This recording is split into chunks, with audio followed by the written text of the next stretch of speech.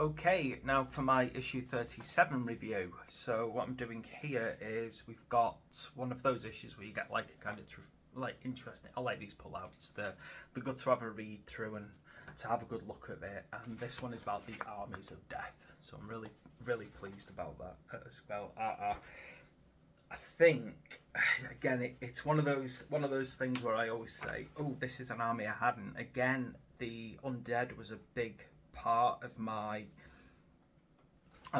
my old hammer, so I had not a huge, I had like a playable undead army, so it was a vampire count's army at the times. Anyway, I'm gonna have a good read through that in a bit. So you got the armies of death pull out, and then the bulk of the issue is, gosh, I'm not even sure how I'm gonna pronounce this. Ylthari's Guardians. So yeah, Ylthari's. I'm going to assume that's pronounced.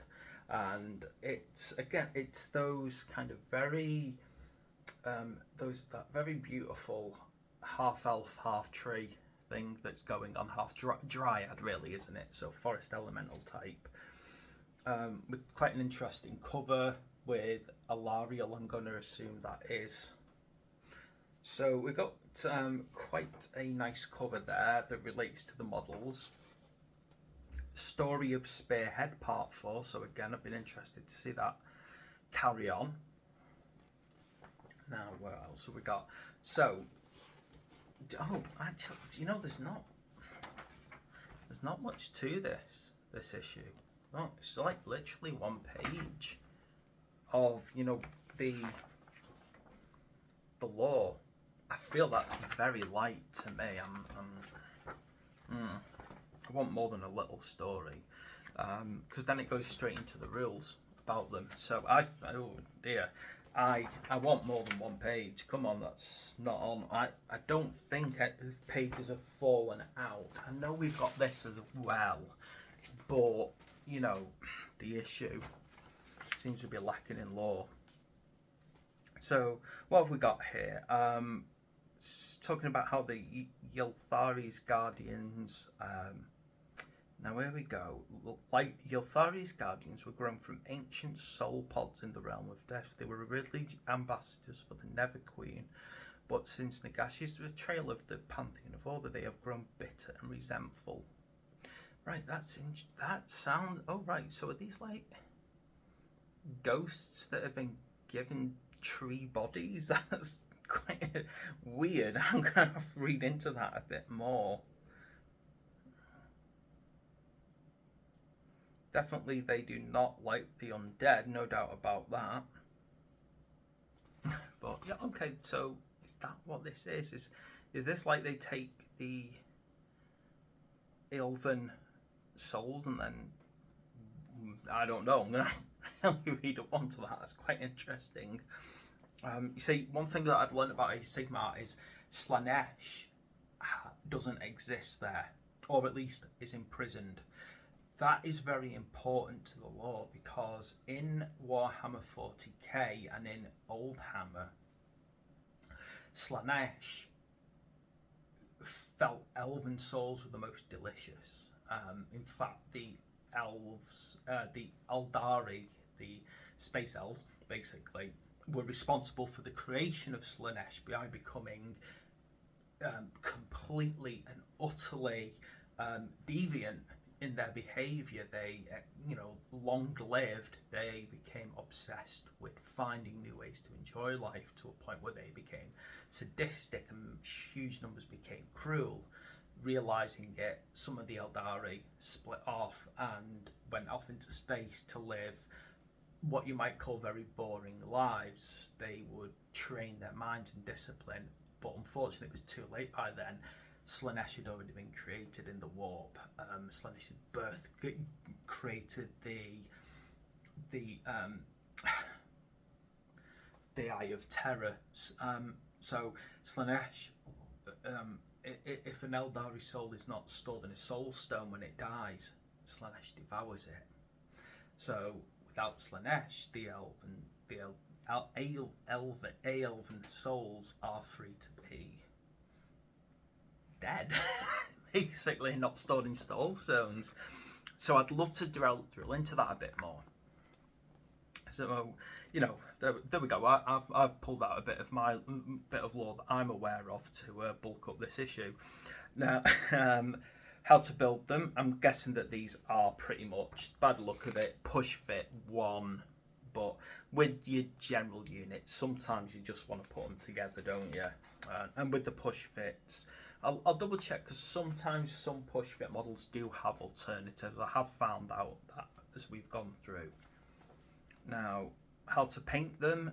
Again, they're using pretty solid colours. I'm seriously considering using mostly contrasts. So to use contrasts well, you have to tend to underpaint them in one particular colouring. So, and it usually has to be light colours like greys, which is roughly referred to as being rather hideously as the slap chop method, when in reality, if you want to be kind of really sound like a true artist, it's actually called underpainting. Okay, so what we end up doing is we underpaint the models in greys, and then we add the contrast over the top, and the contrast basically pick up the colours from underneath. I'm trying to do a Dark Angels tutorial where I'm doing that, so it'll be interesting to see how that turns out for you all, if I can ever get round to it with all this packing. Right, so we got a few more rules, allegiance abilities, some universal enchantments, which is quite interesting to read through, a tutorial on allegiance abilities, which is again how to use them properly, how to use enhancements, command traits. So there's a few like specialized rules. I suppose this is a bit beefier on actual rules, isn't it, this one? War scrolls for the Sylvaneth. So Ylthari and Ylthari's Guardians. So that's like, that's like, if you're using them as, I'm assuming that you've got like general Ylthari, and then you've got kind of like Ylthari's Guardians, which are two types. Let's have a look here. Quick War Scroll tutorial and a pitched battle with obviously more of the Sylvaneth being used in them. So overall with this issue, I think the major downside is it's a bit light on lore inside the issue. So it's good that they added this for us just to kind of bulk it out. Otherwise, I'd have felt very light, you know, there's not much to this. Having a look inside at the extras you get, so, oh, excuse me, my throat's going sore. We've got a small dry brush, so to be quite honest, I really needed a dry brush at the moment, and it's fitting that this has come now for the Sylvaneth, because when you're doing trees, dry brushing is usually the way to go to get the textures that you want. So I'm glad there's a dry brush in that one, particularly for people starting out. And here's the sprue itself. Now, you can tend to tell that they're a named unit by these textured bases. I am convinced that when you get these ones, they're actually from one of the specialist games. But the good thing about the specialist games is you can use the miniatures in the real game.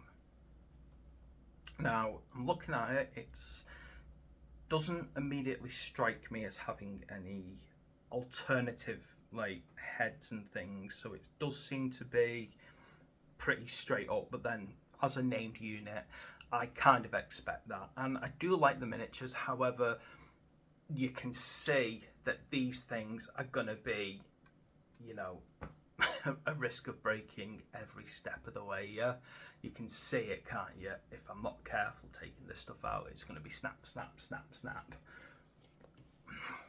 Anyway, so I'm going to have to be careful, and as you know, sometimes I'm a bit not careful. Like, I tend to be very bad at slipping. Okay, anyway, thanks for watching, and I'll see you next time. Please like and subscribe.